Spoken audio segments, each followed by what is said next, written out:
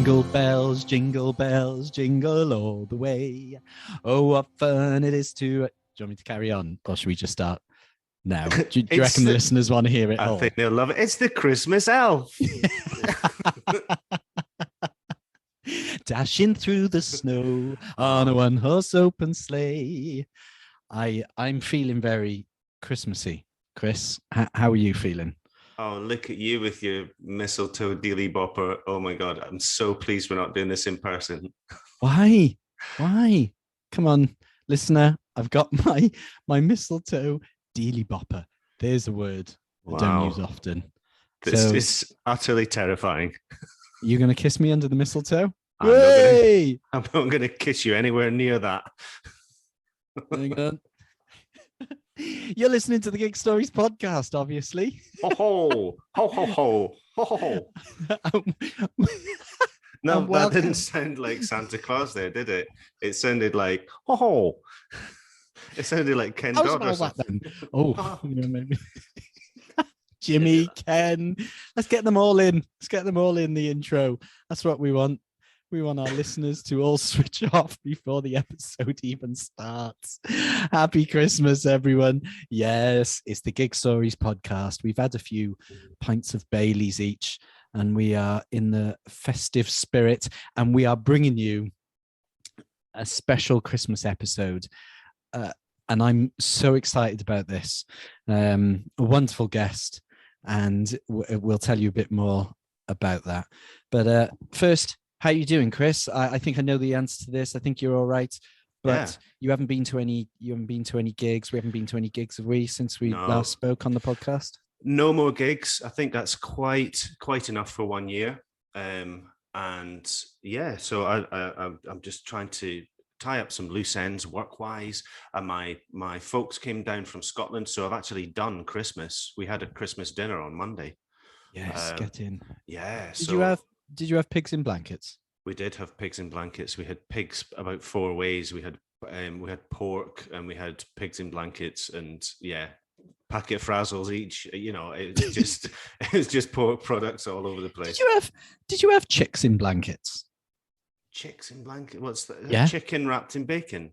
Yeah, I saw this the other day in my local supermarket. Chicks in blankets. I'm like, what is that? Well, anything with bacon is going to work. So I'm not going to turn my nose up at chicken with bacon. It sounds lovely. Do you know what we did though? Bacon for a long while. We forgot the sprouts. So you had the best Christmas ever then? Is what you're saying? No. Come on. I'm sorry. You can do whatever you want. You can mix it in with pancetta, hammer it with garlic.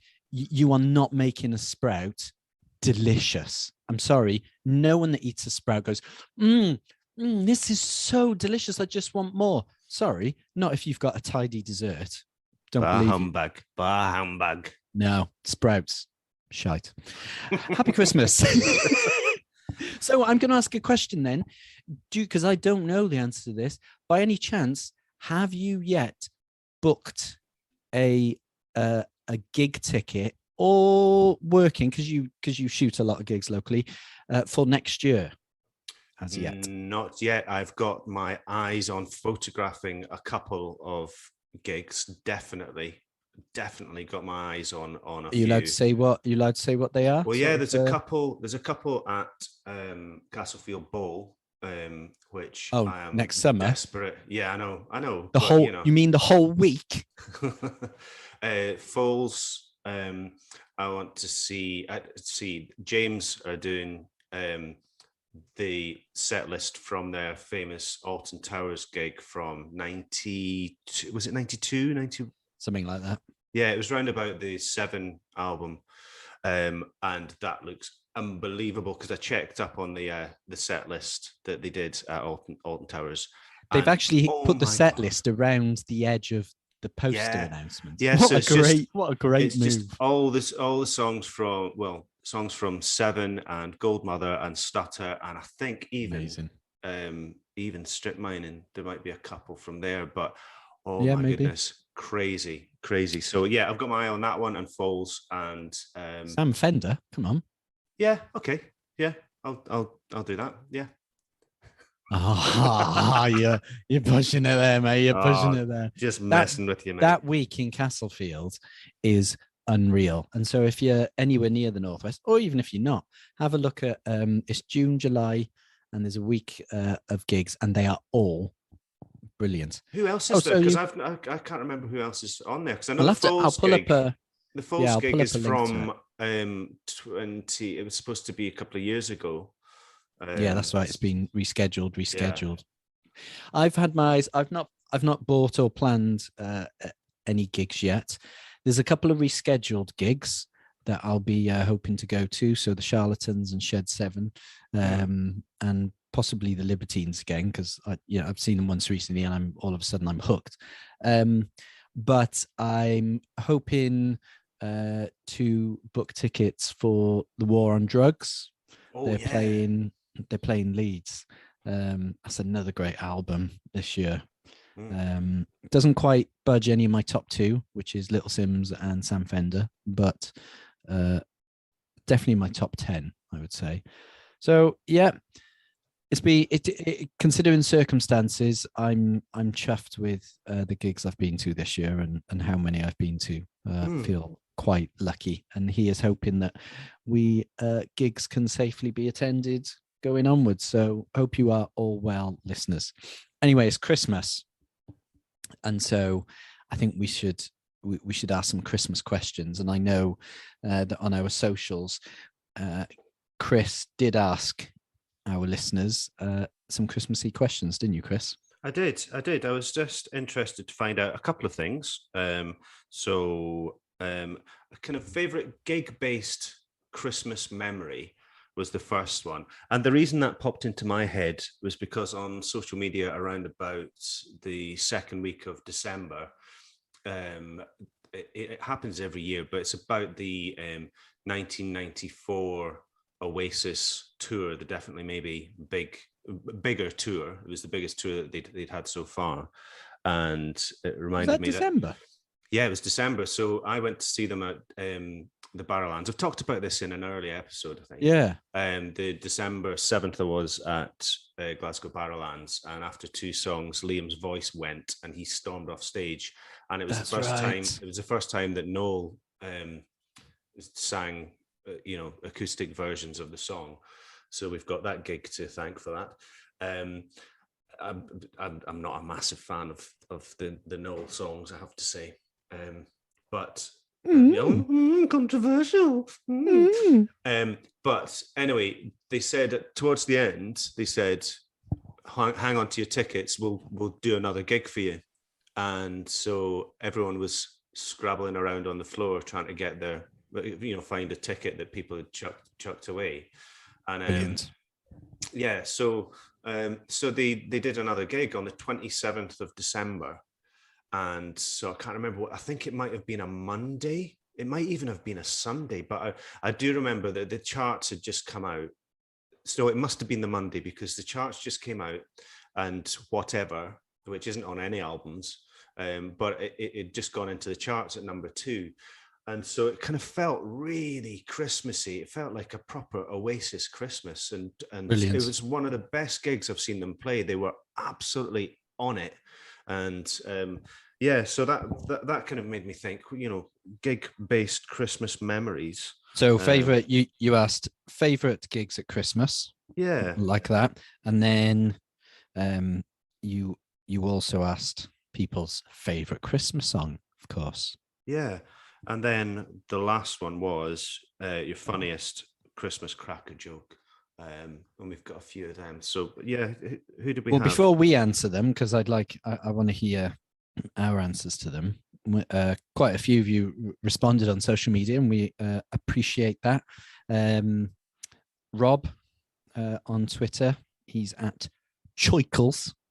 He's put, and he's not expanded on his answers, and I want him to. So I've asked him, we'll see what he comes back with. But his favourite gig at Christmas, are you ready for this? He saw Slade at Butlins. Oh, how Christmassy is that? That must have been an absolute banger. Yeah. What that is. Does he say when it was? No. I mean, No. you'd be a bit gutted if it was before they'd released Merry Christmas, everyone. Can you imagine that? Yeah. Be brilliant. And he's put his fate, and this is always a controversial choice, and it cracks me up because I love this song. His favorite Christmas song is "Power of Love" by Frankie Goes to Hollywood, and I was going to say, Huey Lewis and the News. yeah, but it's as random as that. It's a great song, but it's like, I don't know, vampires, Power of Love. I'm not sure how Christmassy it actually is. Well, there are some Christmas songs that I do associate. Well, they're not Christmas songs, but I just associate them with Christmas time. So, for example, I was talking to my wife about this yesterday. So House Martin's Caravan of Love, I totally listen to as a Christmas song. Oh, really? Yeah, totally. Just because I think it was number one around about Christmas time. That's one. And what was the other one? Anyway, that one in particular. That stuff like that does happen, doesn't it? Like for me, the Spice Girls, Two Become One. I think that was number one at Christmas randomly. So I feel like that's a bit Christmassy. Yeah. Yeah, crazy. And then Rob has put his favorite joke. What do you call a bunch of chess players bragging about their games in a hotel lobby? Chestnuts boasting in an open fire. Oh my God. That's not bad. It's not We've got our mate Paul Hughes, his music-based Christmas cracker joke. What do Baroque musicians do if they don't like their Christmas presents? Hand them back. I do like that one. Sorry, mate. Sorry, Paul. I didn't do that justice, really. I love it, and genuinely, I've got that down as one of my favorites. So I'll cross that off the list. It's a good one, isn't it? It's a good one. Yeah. Did you have a Christmas cracker joke? Oh yes, I'm saving. Are you going to save that till the end? I'll save it till we finish this. What was Paul's favorite Christmas gig? Paul, his favorite Christmas gig was Manic's playing Last Christmas at MEN Arena. Right. So I don't know if it was Last Christmas that they played the arena, or if they played Last Christmas at the arena. I know the tour. Was it the Wham? They played Last Christmas Wham. Yeah. So James Dean Bradfield, he did it as an acoustic on a Christmas episode of TFI Friday. With Chris Evans. It's been doing the rounds now because it was this week, however many years ago. Yeah. And they did it on one of their Christmas tours, and I remember him doing that. And they like an odd cover, don't they? Because I mean, their first number one was "Suicide Is Painless," wasn't it? Was that their first number one? That was The Enemy. Yeah. And what was the B-side? The Fatima Mansions was the B-side. So yeah, I remember the boys covering that, which is great. And then what's his favorite Christmas song? Christmas song, Last Christmas. Yeah. Standard. I think it's really hard for me to decide between Wham's Last Christmas and Chris Rea, Driving Home for Christmas. Love it. Yeah. I think mine is I Was Born on Christmas Day. Oh, St. Etienne? Yeah. And featuring our mate Tim Burgess. Mr. Burgess. Yeah, I think that's your personal favourite, is it? It's one of them. I've got a few. I do like a Christmas-based song, but that one. It just, because it's so odd, it's really quirky, I'm happy with that choice. Yeah, I'm going to go with that. We've also got Samantha's Parry D, or Pazza, as she's known. My good old mate from back in Cardiff.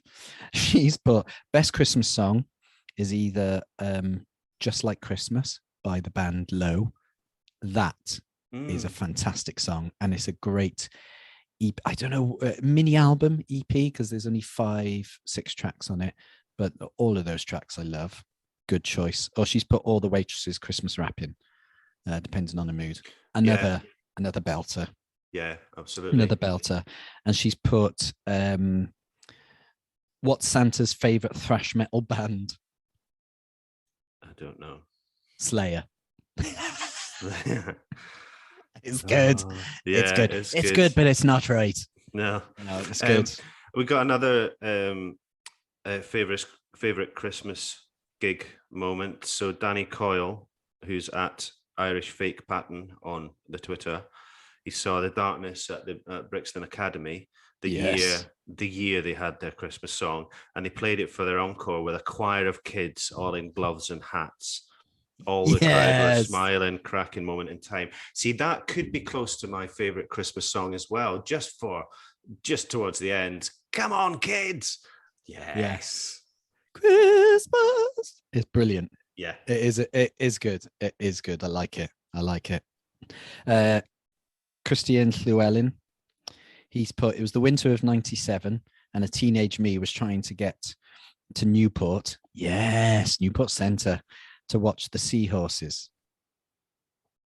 Mm-hmm. Due to heavy snowfall, the buses and trains were cancelled. So my neighbour Nigel took us in his pink 306 GTI, the worst possible car to use in a blizzard. It was terrifying.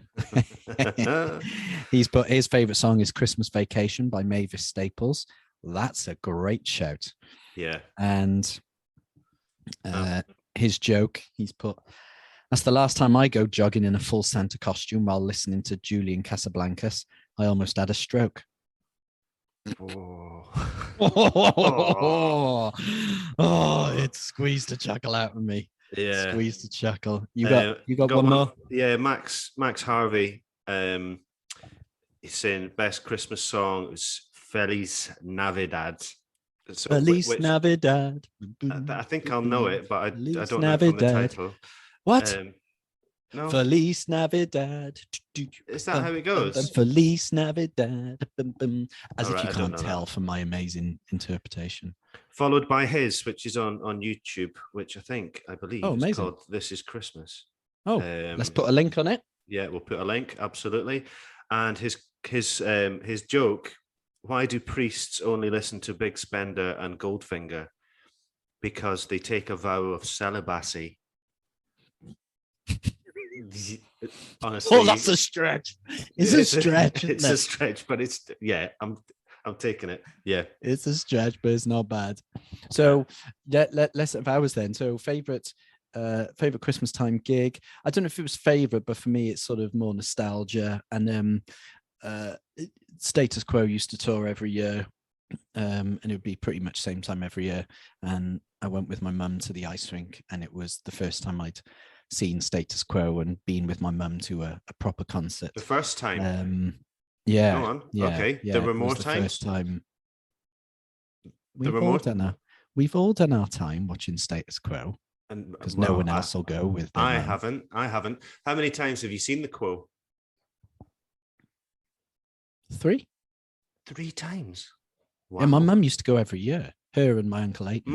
Mom, can we go and see Status Quo again, please? Can we go see the Quo Wanderer? Go on, Hey, Mom. the Wanderer. I'm going around. No, around. Alex, I don't like them anymore. That's the choreography. Oh, Mom. I did not know there was choreography to that song. And there was choreography from the whole. And it was just Eskimos in Egypt. They were the band that supported them. Well, there's definitely choreography, especially if you're at a wedding. So the blokes will take their tie and use that as a guitar, and then obviously standard. If Dire Straits come on, then you get the tie and put it around your head. Around your head, Mark Knopfler. Of course. I mean, this is proper bloke dancing with ties. Tie dancing. Tie dancing. Yeah. That was. It's just a nice memory. Nice memory of being at gigs that's good. With mum. Did they have a Christmas song? Was there a song that was associated with Christmas and Status Quo? Not that I can think of. No, off the top of my head. I'm sort of surprised that they didn't. No, I'm surprised as well. That's daft, that, because it's a pension, isn't it? It's a pension. Yeah, absolutely. Because I mean, there's not going to be that many times that they'll get a lot of money from plays in the army now. No, you know what I mean. But I mean, it's as random as The Power of Love by Frankie Goes to Hollywood. But yeah, but they could have done it. You know, they could have done one of their existing songs and just changed it in Santa's Put- grotto now. Put some bells in, some Yeah, Christmas just bells put in the some sleigh background. bells in, and you're there. That's For cash in the me, bank. that's when Blondie released Maria. Maria, you gotta see her. Christmas bell. I hear that song and I'm like, why is that being released in the summer? Why was that not a Christmas song? That's true. Because they use those chime, bam, bam, bam, and I'm like, is this Christmas? Can I just give a quick shout out about Christmasifying songs to my Gabe, my lad Gabe. Yes, your son. Yes, he's Christmasified some of the little jingles that we have in the middle of the podcast, but he's done it to our theme tune for this episode as well. So yeah, what a genius, that's Gabe. That's his doing. So well done, Thank my little you. elf. I hope Father Christmas treats him well. Yeah, absolutely. I also like listening to more recent Christmas songs because we get the same ones all the time. And I like the Kelly Clarkson one. My daughter plays that a lot. Getting a lot of singing. We're getting a lot of singing this intro. Which is awful. Yeah, really. But I know what I'm doing here. But I like Coldplay's Christmas Lights. I think it is absolutely gorgeous. I think it's fabulous. I've heard Ed Sheeran and Elton John's newest one. It's not doing. Did you hear? I heard the Ariana Grande one a couple of days ago, and yes, oh my God, the verse! It's just, it's so similar to Mariah Carey. All I Want for Christmas. They've already done mashups of it. It's crazy. It's blatant. I know. But anyway, or is it? We don't know. Or is it? We don't know. We have no opinion. I think there may be some legal jeopardy with that song. Perhaps we'll never know. Never know. We'll never know. And now for my favorite joke, Christopher. Go on. How do you turn a duck into a soul singer? I don't know. How do you turn a duck into a soul singer? Put it in the oven till it's Bill Withers. Oh my God. It may be the greatest joke of all time. Yeah. Oh, mate. Put it in the oven till it's Bill Withers. It's genius. It's absolute genius. Should I tell you my End one? the podcast now? Well, should I tell you my one? Go on. Okay, so I went into the music shop and asked if I could play on their littlest oboe. And the guy behind the counter said, maybe tomorrow.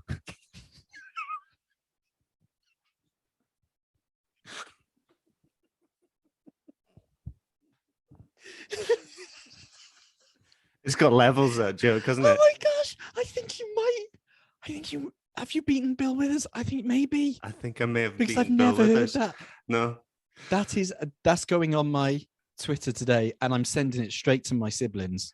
It's quite niche. I mean, if nobody knows what the littlest hobo, well, just Google it. Forever that is one of the greatest theme tunes ever. Yeah. Ever. There's a voice keeps on calling. Oh, it's amazing. I doff my Christmas hat and take off my mistletoe thingy. Probably for the best, mate. Can I play on your littlest oboe? I mean, the punchline there could be a variety of things. Yeah, a variety of things. Absolutely. Well, that's enough fun. We've had all the fun, and it's time for more fun now. Now, I've been aware of our guest for a long time, and he's on Twitter quite a bit and has always been fabulous. And I believe it's 10 years ago now, he started something that for me is possibly the greatest recurring moment on Twitter every year. And it's now an actual tradition. And my wife and I check it on Christmas Eve every single year. Hashtag do they know it's Christmas? That's right, do they? Today's guest, I'm privileged to say, is Rodri Marsden. You may know Rhodri as the keyboard player with Scritti Politti. And that is a wonderful thing in itself. But Rhodri is the man that has brought us Do They Know It's Christmas. And if you don't know what it is, you need to get on Twitter in just, if you're listening to this on the 23rd, you've only got to wait till tomorrow. And if you're listening to this after Christmas Eve, scroll back on Rhodri's feed. Chris, are you aware of Do They Know It's Christmas? Am I ever? Oh, absolutely. I love it. And yeah, I mean, I don't know if we should say too much about it, but it's basically just pictures being shared by people who are staying with either their parents or their parents-in-law, where they're sleeping in maybe an undersized bed, their old bed, their old bedroom, sleeping underneath a printer, sleeping... being overlooked by scary-looking China dolls that you bought off the back of a Mail on Sunday supplement. It's just hilarious. And it's brilliant. Yeah, I love it. And it's also at times moving, and it's raising money for charity now, and so it's wonderful. But also, if you don't know of Rhodri's work, he also does these short, 2 or 3 minute videos that you can find on YouTube, you can find on Twitter as well, where he takes maybe a section of a pop tune, a classic pop tune, and then works out what makes it work and how it works. He's like a musical engineer where he takes it apart and then puts it back together again, and it's really entertaining and educational, and he just does it so well. So there brilliant. Are several reasons to have Rodri Marsden in your life, and we've just given you 3 of them. So yeah, absolutely. Yeah, absolutely. Not to mention Dream Themes, which is a covers band that he plays in, which is just TV theme tunes. So that was part of the reason why I told that joke as well, because it was leading it. See what I did there? That was silky. I mean, get this man a radio show. I know, absolutely. So yeah, he's in this covers band called Dream Themes, and they do TV theme tunes, and they brilliant. do them justice. And in many cases, their versions are better than the originals. We need to get them together for a gig. I've been thinking this. We need to do some kind of charity gig in Manchester. Get them up here. Yeah. But he's just brilliant, and just his story on how he ended up playing with Scritti Politti is incredible. Is enough just to make you smile in this episode. It is brilliant, and it's a real pleasure to have him on. And he's so self-deprecating in a genuine, humble way. He's such a beautiful man. Get your Christmas hats on. Get your mince pies, your eggnog. What's your Christmas drink of choice, Chris?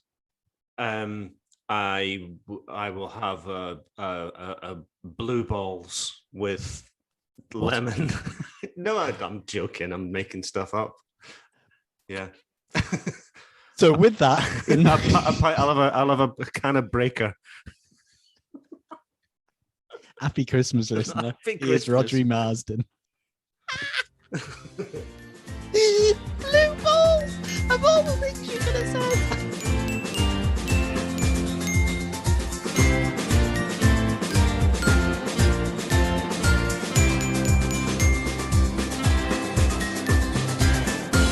Ho, ho, ho, Merry Christmas. Welcome to the Christmas episode of the Gig Stories podcast. And this, I genuinely, I'm so excited for this. Today's guest is not only a bloody brilliant musician and writer, but more importantly, ladies and gentlemen, boys and girls, he's the king of Christmas. With his now traditional, unmissable Christmas Eve Twitter tradition. Do they know it's Christmas time at all? It's Rodri Marsden. Rodri, how are you? Hello. very Scrooge-like response there. Not to break the illusion, but we are in mid-November. What? I know. Sorry, I've just pulled the curtain back. And you that facial hair, you've even grown a Father Christmas beard.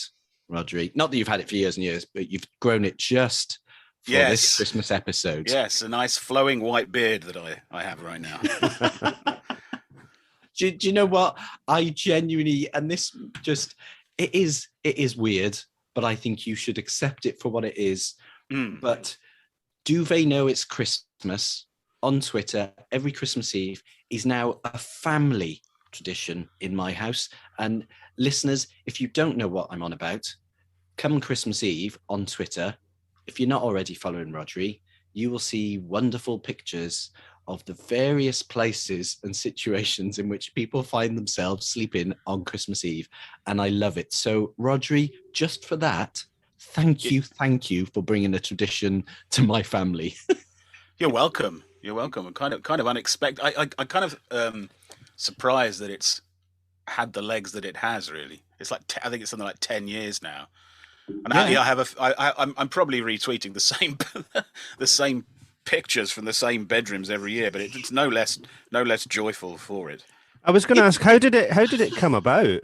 What was the?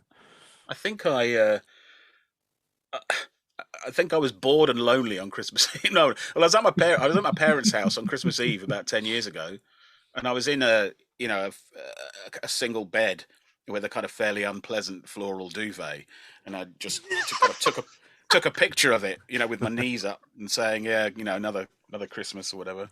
And as you know, these things can have a bit of momentum. Yeah. So people there were other people in the same situation as me, like just sat there on their own in a single bed with a horrible duvet. Well, that's good that you weren't just kind of, lounging around in your palatial bedroom and you were just looking at other people. You were going through it yourself. It's good to know that you were living it as well. Oh, keeping it real. Yeah. Yeah.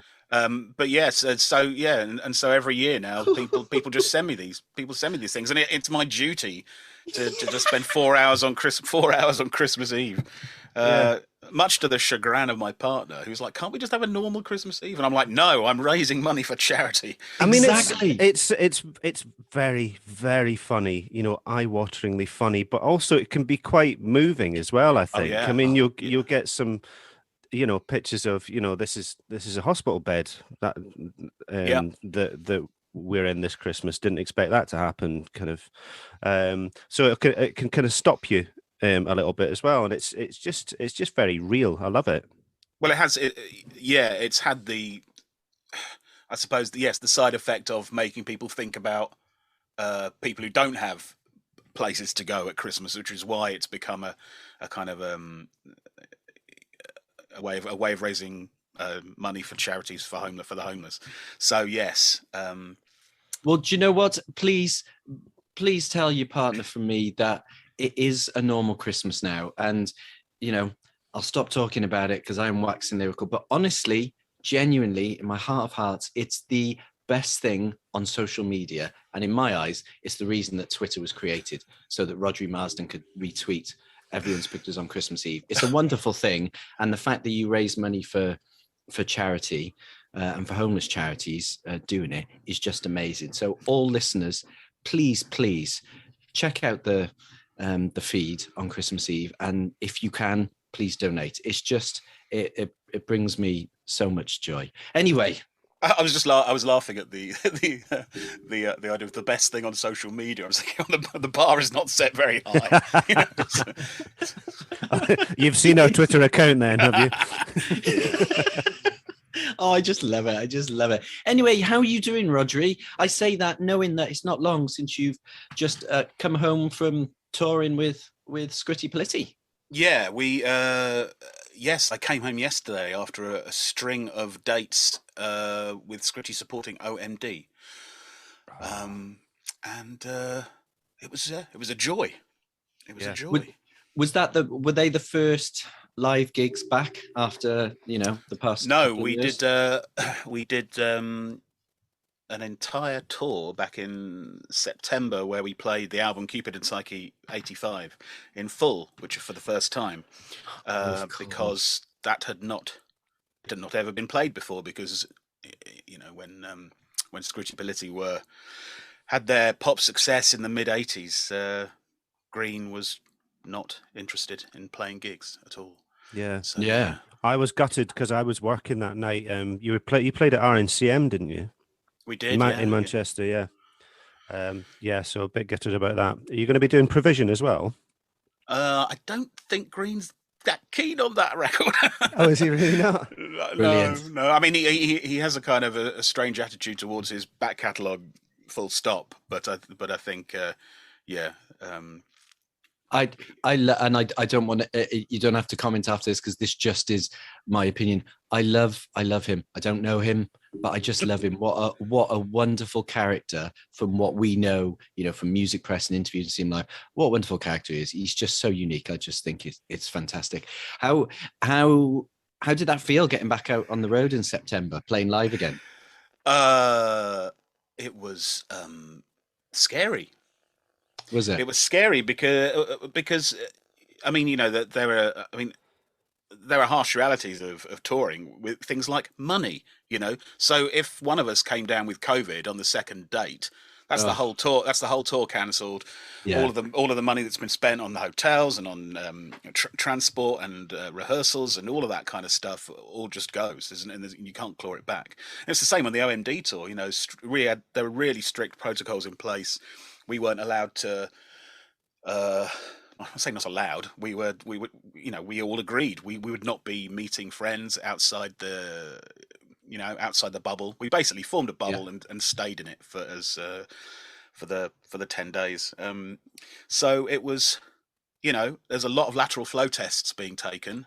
And a lot of 15-minute periods of nervousness while you waited for the result because you knew that a bad result would mean I would just have been horrible. But we got through two tours, so Did that make it? Because I don't know how you are as a performer, as in internally, and whether you're nervous or you just enjoy it, or whether you just want to get off or want to play forever. Did those circumstances mean it felt different? So when you actually started walking on the stage to play the gig, did it feel different? Yeah. Yes, because I think we were one of the, we were in the early wave of tours post, when things had opened up, Yeah. So when you walk on, people are just delighted that they're at a gig, Yeah. It was an extraordinary. I mean, it was an extraordinary reception. Full stop. People were delighted to hear that album played, but also, I think they were just delighted to be out, Yeah. That is so good. That is so good. And speaking of Scritti, this is purely just music as opposed to live chat. Do you listen to much new music? Because as I listen over the past few years to new music and new bands, and as I've started going to gigs with my, how old is my daughter now? 15. I am hearing Scritti and OMD in so many new bands. That sound and that 80s synth and things like that is really coming back. Are you noticing that? I mean, I do get sent I do get sent stuff. People say, "Oh, have you heard this? There's shades of Scritti Politti in it." So yeah, I do get sent things like that. But I mean, I don't know what elements, that very kind of precise rhythmic, aspect of Scritti Politti. You hear it. You hear it everywhere, but that's stopped being about Scritti Politti, isn't it? That's a function of kind of making music with computers, I think. But I suppose there's also a lot less. I mean, for a while, I think that super sheen kind of 80s sound had certain negative associations with it, and maybe those have just kind of evaporated or fallen away a bit. And it's just, I think maybe now I was going to say some film soundtracks made, I think, started it. So the likes of Donnie Darko, introducing a new generation of people to the likes of early Tears for Fears, that kind of thing. It feels like that was almost part of a catalyst where there was a bit of not a kind of ironic 80s revival, but an actual reassessment of what some 80s music, which maybe didn't get the Kylie or the Wham or the Duran Duran levels of success, but there's a lot of talk about 80s being a bad decade for music, Well, people say it about the 70s as well, I suppose, but it's absolutely ridiculous. Yeah, I mean, it's 10 years worth of culture, isn't it? You Yeah, can't exactly. dismiss that. But you like the most recent Laura Mavula album is absolutely, it's an incredible piece of work. I mean, I mean, extraordinary songs, beautifully performed, and she happens to use a few little 80s sounds in there. There's a little bit of brass, a little bit of kind of drum machine sounds that you recognise, and as a result, it gets labelled a kind of an 80s throwback album. And I'm just like, that kind of made me really cross. Yeah. I'm just like, can we not appreciate this for what it is? Regardless of the fact that she's chosen a certain sound palette, you know. Yeah. Well, I was going to say, because for her, that was a reinvention for her. Yeah. And so the irony that then people were potentially, well, some people potentially, you know, throwing it off as, an 80s. She reinvented herself, and it's a fantastic sound. And I'll be honest, in the past years, you have a band as stadium sized as the 1975, and I mean, they could be playing back in the 80s and no one would know, and yet they have huge love and respect, don't they? You know, so I hear those influences, you know, like Scritti and OMD all over the place. Sorry, Chris, you carry on. No, I was just going to say, before we just dive straight into the meat of the podcast, I was just going to ask, how did Green find touring this time? Because you were saying he really wasn't keen in kind of mid to late 80s. I mean, he didn't play live for 25 years. I think Scritti did a gig in Brighton with Gang of Four, I think it was in 1980, and he had what he thought was a heart attack, was actually just a severe panic attack, and he ended up in hospital, and that was that. Right. And I mean, the story of Scritti Politti starting again, starting as a live entity in 2006, is kind of. It's interesting the way he did it, which is, well, how do I tell this story? I mean, so it's January 2006, and I heard that he'd done a gig, and I was like a massive Scritti Politti fan. Like, you know, in the mid 80s, I bought Cupid and Psyche as a chubby 13-year-old boy. I just thought they were magnificent. And anyway, I heard that he'd done a gig under the name Double G and the Traitorous Three at the Windmill in Brixton, and I was absolutely livid with this friend of mine that they didn't tell me about it. I was like, what do you mean you didn't tell me that Green did a gig? And a few days later, I was in a pub in Dalston, and he was at the bar, and I went up to him and said, I was awfully upset to have missed this gig. And he said, oh, you know, there'll probably be some more, but I need to find a keyboard player because the current one is going away to the USA, you know. No. Do you know anyone? And I'm like, yeah, well, I play keys. And he was like, oh, great. Okay, give me your email address. I'll email you tomorrow. And it turns out that he basically hired the whole band from that pub. He was just chatting to people and asking if they fancied playing a few songs. So, like, it was a local plumber on drums and the barmaid on bass. And the reason I say all this is that it made for a very strong social unit. Yes. That made him able to get up there. Because part of his fear was that he would be on stage with a bunch of crack musicians and would just feel inadequate and nervous, you know, even more nervous. Whereas if he went on stage with a bunch of pals, he would find it a lot easier. So yeah, it was it was a strong social unit, but it was a baptism of fire because we were, you know, there were some people learning instruments as they went, you know what I mean? And like something like our 12th gig was at this stadium in Tokyo with like Daft Punk and the Charlatans, and we were like rabbits in headlights. It was absolutely ridiculous. What? Yeah. So no way. Well, can we get on to that? We'll get on to that later on. Yeah. But we'll dive into. So we'd like to take you back in time, basically. All right. And so when you were growing up, what was the household like music-wise? Was there a lot of music in the house? And can you remember when you first became aware of music itself? Really? Well, I grew up in Dunstable in Bedfordshire, which is. It's on the junction of two Roman roads, which is still probably the most interesting thing about it. Kind of quiet town. I mean, when I was growing up, the household was kind of musical-ish. I mean, you get people saying, you know, oh yes, I grew up surrounded by music, which kind of conjures up this image of like the whole family forming a brass band and playing a kind of medley of songs from Oklahoma or something. You know, it wasn't on track. Yeah, exactly. It wasn't like that. But we did have a piano in the house, and my dad had a bunch of 7-inch singles from the 1950s from his childhood, and every Sunday night he'd get them out, and we'd listen to like Buddy Holly and the Everly Brothers and what have you. Yes. So that was my kind of first. Who would play the piano in that house? My mum, kind of, but not really. I think perhaps that piano had been inherited, and it had just been, it was just in the house. But I showed a great interest in it, and I had piano lessons, with Mrs. Johnson, and then Mrs. Westley, who your listeners will all be familiar with, I'm sure. Absolutely, yeah. And I think there was a time around kind of 11 or 12 where I got really interested in kind of recreating pop tunes on the piano, finding out how pop music works, how all the bits fit together, the harmonies and melodies and beats and what have you, which that's still what I'm interested in, Yeah.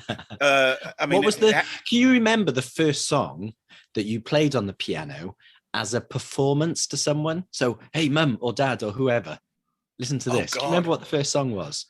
Well, no, I mean, not really. I mean, it's a function of the kind of, doing piano lessons that you inevitably get entered into little competitions and stuff. So I remember little music festivals. So I remember as a 9-year-old boy, I won the under 10s class at the Watford Music Festival playing a piece called Silver Trumpets on the piano. You know the name. Can you remember how it goes? Yeah. Yes. I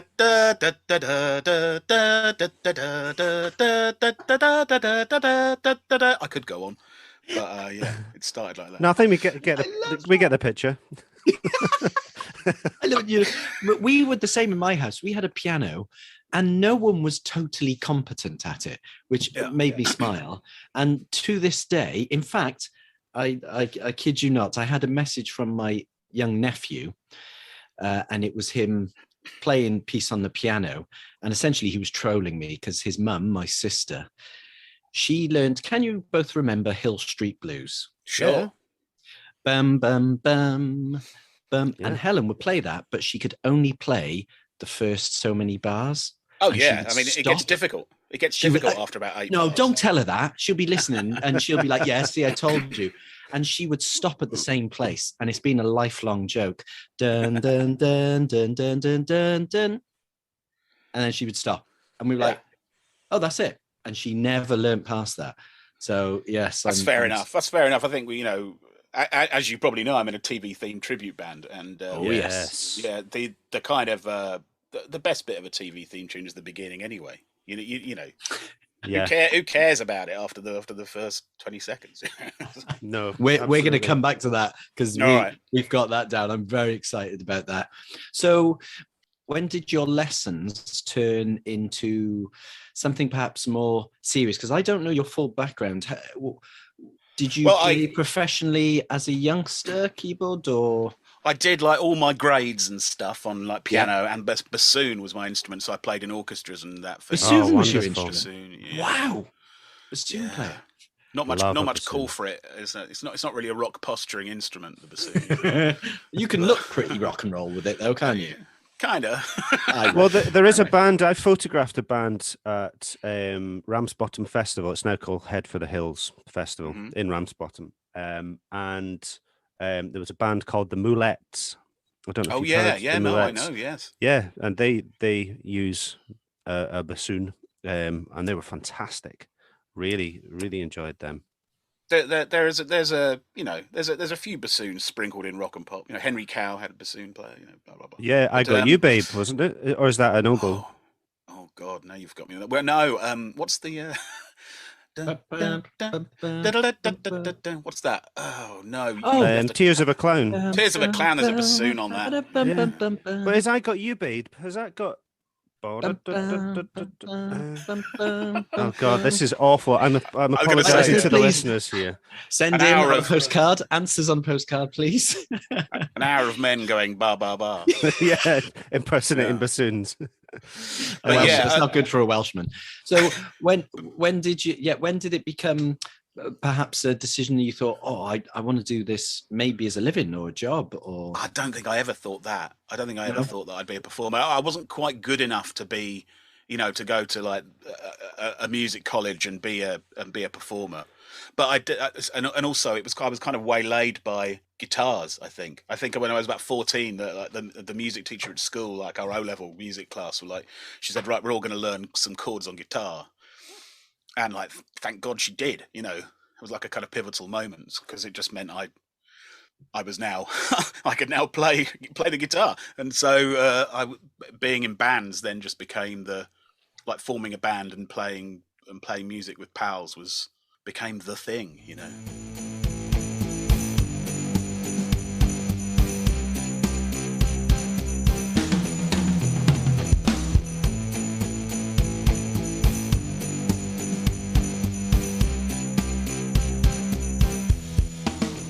First band I was in was called Spam 69, and we played post-punk cover versions. We never did a gig. There wasn't really anywhere to play gigs. Spam 69.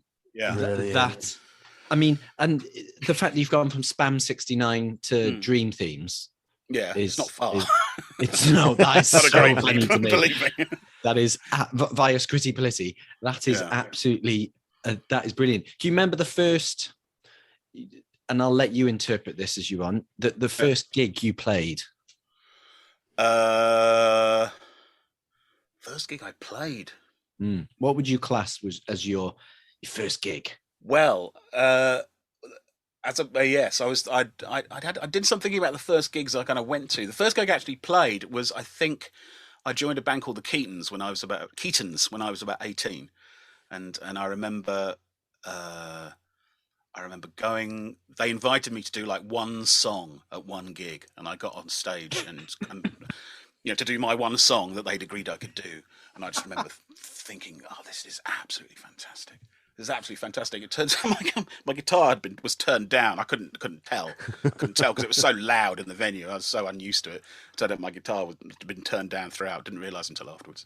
No, but there you go. But that was, yeah, I think that was that would have been the Lady O in Arms in Islington near Angel Tube. Don't go looking for it. It's not there anymore. No, oh, what a surprise. Is it flats now, I imagine? Probably, yeah. Yep. That is brilliant. So what then was your first gig as a punter? Punter. And again, we allow personal interpretation on this, and as we say often, Chris and I were lucky that our parents would take us to classical concerts and stuff as we were little. But then we sort of, you know, my first big gig was Michael Jackson, and Chris's was not. His was very cool. Well, I went to lots of orchestral concerts because I was kind of doing them. But in terms of kind of a pop music concert, or I never went to a big show. And Dunstable was kind of a bit of a cultural wasteland. Like, you thought, well, no bands ever come here. Yeah. Of course, I've since discovered that some of the kind of brightest and best soul groups of the 70s were played at the California Ballroom in Dunstable, but I was only 7 or 8 then. So no way, really? They wouldn't have let me in. Yeah, you look at the list; it's incredible. But so would you have been going into town, into London, for gigs? Then was that? I just didn't go to gigs at all, because I remember almost going to see Zig Zig Sputnik at Dunstable at Dunstable Queensway Hall, like quite wanting to go, and then like the week before, there was this incident which was widely reported in the kind of tabloid press that the drummer of Zig Zig Sputnik had thrown a bottle into the crowd in Reading or somewhere, and someone got injured. Yeah. And as a result, you know, there's this kind of atmosphere of slight fear around their gigs, like it would all kick off. So I thought they were kind of manufactured as a kind of bad boy band. I do remember that. So that was kind of round about 84 or something like that. Yeah, 85. Yeah, 85. I think. Yeah, something like that. But the whole. I just started listening to John Peel. That was the thing. I just started becoming aware of all of these kind of tiny bands. So my first gig was the Dog-Faced Hermans plus Bastard Kestrel at a club called Winkles in Bedford, Whoa, hang on there. I'm not sure if we're speaking to Rodri Marsden now or if Bob Mortimer has jumped on. No. Can you just go back and repeat that, please? Yeah, Dog-Faced Hermans were headlining, and then Bastard Kestrel was supporting. So Bastard Kestrel were the first band I ever saw, and my dad took me there in the car. So my dad's a kind of quite a very tall man. He's like 6'7" tall, quite an imposing figure, quite a scary guy from appearance. And he stood at the back, with his arms folded, with a look of kind of bemusement on his face, and like Bastard Kestrel come on. It's like Bastard Kestrel were like, they were kind of a bit Napalm Deathy in a kind of a kind of thrashy guitars and a lot of shouting. Alex has absolutely lost it. Yeah. Yeah. One of them said, "Hey, I've got a great idea. I've got this name. Don't you worry. Bastard Kestrel." Yes, love that. It's funny that there's a story that I think famously Simon, the radio and DJs would do trailers for each other's shows. That's the daytime DJ would trailer John Peel's show, and Simon Bates famously refused to say the word Bastard Kestrel in his session later tonight. And John Peel not saying that. What year would that have been? 87, I think. Yeah. So and 88, they were already sort of Napalm Deathy. That would have been quite a. It was right, yeah. It was in the early days of that kind of British thrash kind of thing. But Dog-Faced Hermans were a bit of they were from Edinburgh, and they were just a bit more. They had a female singer who played trumpet, and it was kind of angular guitars and quite short songs, and that's the kind of thing I was really into at that time. And but I think the thing that really had the most impact on me around that time was just the whole DIY aspect of that. Like, evidently, in 1976, bands were kind of awakened to the fact that you can make your own records. You didn't need to get signed, and that was critical to the whole punk thing. But the point where you realise that, it's still a massive moment whenever it happens to come along. So suddenly I'd be buying records mail order after hearing them on John Peel from the bands, and I'd write to them, and they'd write back. You know what? This was amazing to me. You felt that you'd like stumbled into this secret world, and you immediately felt very involved with it, and that obviously extended to the gigs as well. I quickly realised that these little gigs that were attended by 100 people max, usually fewer than 50, were really about community. Those 50 people really wanted to be there, or at least most of them did, and they shared that perspective. They shared that perspective on music, and it's those gigs. Even now, it's tiny gigs in pub back rooms that are still my favorite things. You cram in with a makeshift vocal PA, and you just have this kind of shared experience around loud amplified music. Do you still feel you can get that? I don't know if you do now, but do you ever go to arena gigs at all, or sort of slightly larger venues? Do you still feel you have that? Because both Chris and I have been obsessive gig goers through our lives, and there is something about a small venue. In fact, Chris and I were lucky enough, the Charlatans played on Monday night here in Manchester, an NHS gig, and it was at Gorilla, and it was tiny. Like, we'll never see the Charlatans play a venue of that size. And it was, having seen the Charlatans many, many times, it was one of the best gigs I've ever seen them play ever. There was just something about it.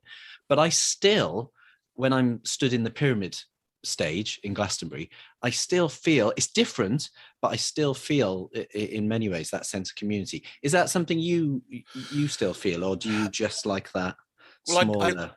I've never really been a goer to how do you say? Yeah. I've never really gone to big gigs much at all. I think the last big kind of stadium-ish gig I went to was Steely Dan at Wembley maybe 3 years ago, and me and my friend Tommy went, and we I became more distracted by arguments that were going on around me between couples and also between strangers about like somebody was clapping along, and someone said stop clapping, this kind of, and it was kind of louder than Steely Dan were, and I found that a bit. Were they clapping on the one and were they clapping on the 1 and the 3? Oh yeah. Oh no, it's a Steely Dan gig. They were clapping on the 2.5. The 2.5. I love. So, have you ever? And this is where Chris and I like to get our geek on, just in case you are like-minded. I'm assuming then. Well, no, I'm not going to assume anything. Have you ever been a collector of things then? So, did you ever keep ticket stubs or laminates or merchandise? Is that it from Do you have any sort of physical record of your I do have, life? I don't think it's in this room, but I do have the Dog-Faced Herman's Bastard Kestrel poster, which is wonderful. Yeah, you still got that poster? Yeah. I grabbed it and I've still got it. I got it framed. I've still got that. No way. You must send us a photo of that, and we can pop it on our website. I'd love to see that. Yeah, absolutely. Remind me what the venue was called. It was called Winkles. Winkles. Every part of this gig I absolutely love. Every part of it. Yeah. I need to see the poster to make sure that it's real and you're not lying to me. Because right now I'm trusting you, Rodri. There's a real there's a spinal tapness to it all, I think. Just the names and the combinations of words together. Let's face it, there's a spinal tapness to everything. That's true. Yeah, that is true. That is true. So you told us about Scritti and how that started, and that just amazes me. I love that you were a fan and that you just happened to be in the right place at the right time. Yeah, an incredible kind of serendipity. I'm still amazed by it, really. But you also play for another band, and I know Chris is champing at the bit to ask you about it. In fact, we both love it. And I've been trying so hard to come and see you, but you don't play enough. And I moved away. So can you please organise a tour of Manchester so that both Chris and I can experience Dream Themes? Sure. Yes, it's honestly, it's quite hard to Dream Themes. How, where, why, what, when? So the story of Dream Themes is that we, the bass player of Dream Themes, would put on gigs in London at the Buffalo Bar, which is no longer there either. Just a lovely little venue near Highbury and Islington Station. And he was a big fan of Frank Sidebottom, and he would put Frank Sidebottom on whenever Frank came to play in London. Brilliant. And for one gig, Paul the bass player said to him, do you want I could put a band together to play with you. And Chris CV, who is Frank Sidebottom, or was Frank Sidebottom, said, yeah, sure. And so me and Dickie from Scritti Politti and Dickie's friend Rob and Paul, we became like Frank's backing band whenever he played in London. And whenever Frank would do the raffle, because of course there's a raffle, exactly, at his show, we would play the theme to Terry and June, and or whatever, and then Paul said, well, why don't we just make a band that just does this?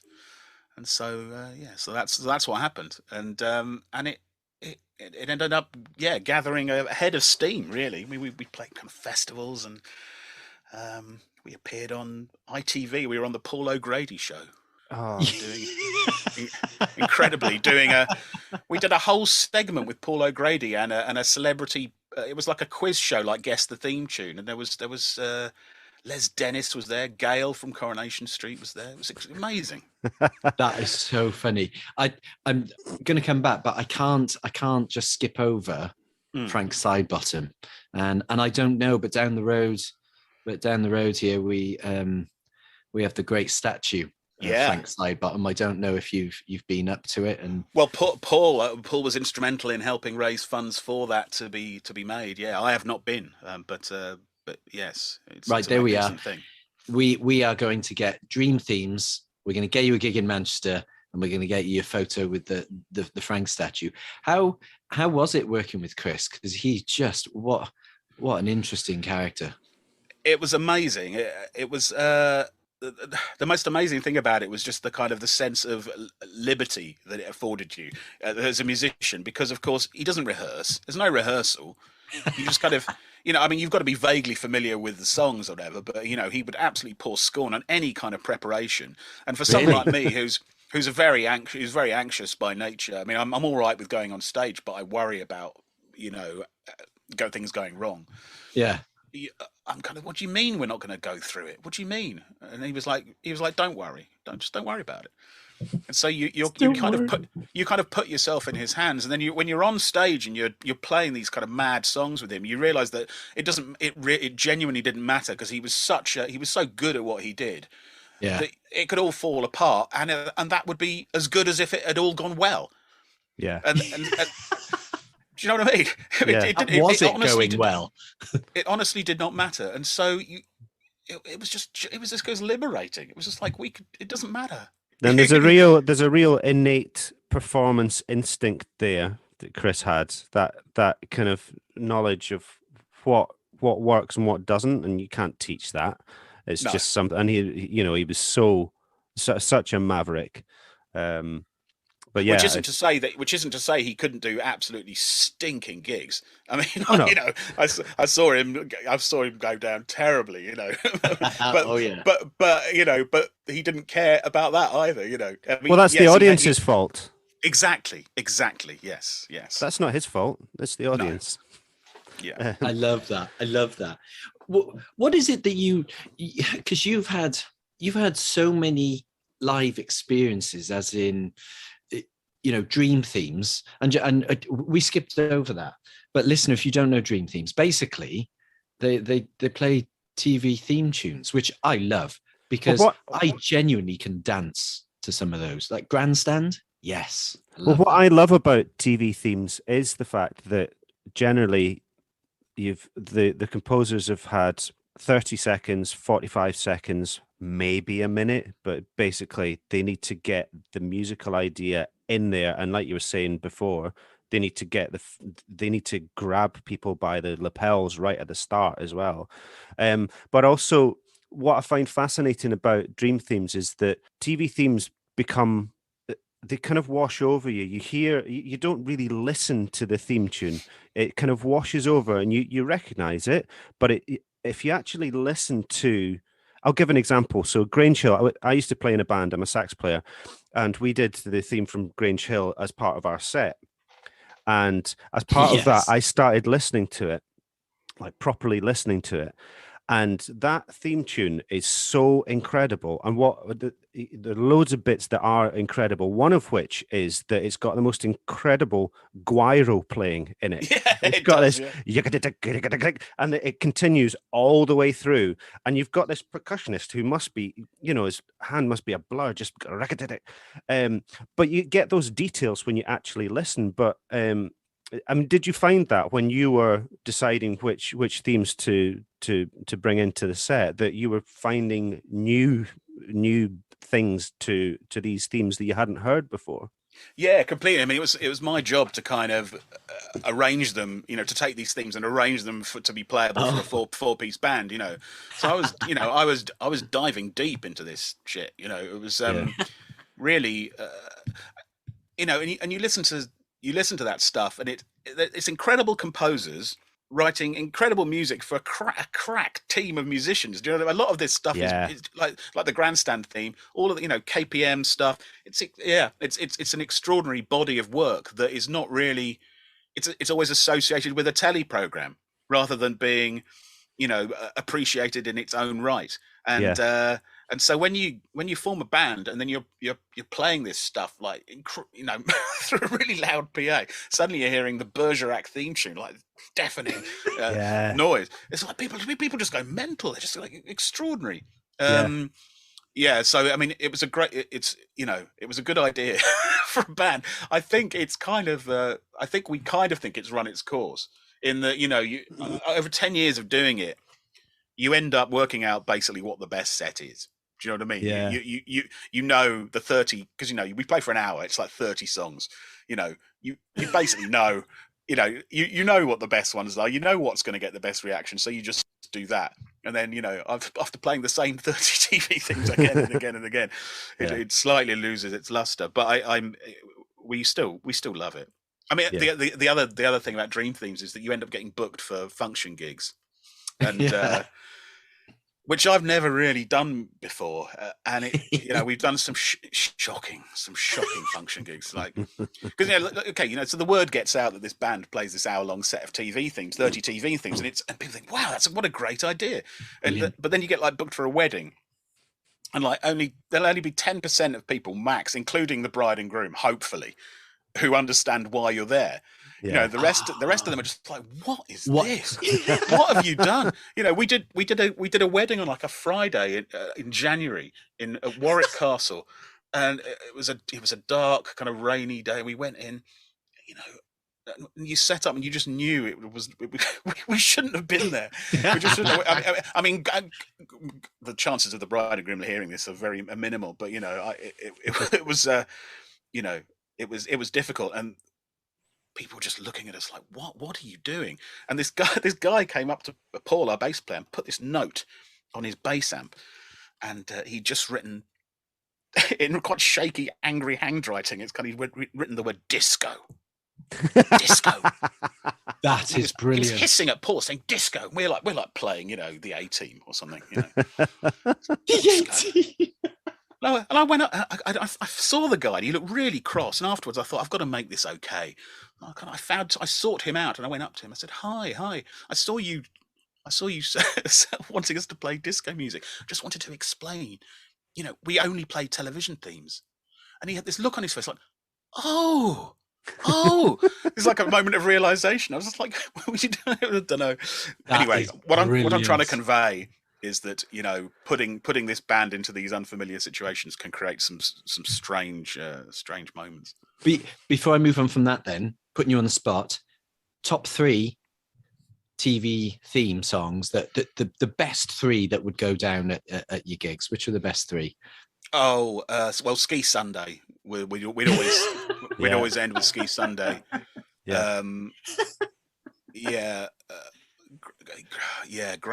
Grandstand and the aforementioned Grange Hill. Those are the kind of the big 3. The Holy Trinity. But there's a lot of good stuff under the radar, like the Good Life. Yeah. Yes. Good Life's pretty good. I think I might on each of our podcast episode pages we have a Spotify playlist, and I might ask you for some suggestions once we've recorded this pod. That's some brilliant. Suggestions. I've got a whole load of TV themes because I'm a real geek about it as well. I mean, I love. One of my favorites is The Detectives, the show within the two Ronnies. Yeah. Yes. Only because of the drumming. And I need to find out. There's a YouTube clip of this incredible drummer who drums along to theme tunes, and he drums along to The Detectives, and I think he is it a $6 Million Man he does as well. Brilliant. Yeah. And so we can get a TV themes playlist together as well. It'll be a special Christmas present from the podcast and Rodri, I think. Good idea. Yeah. Awesome.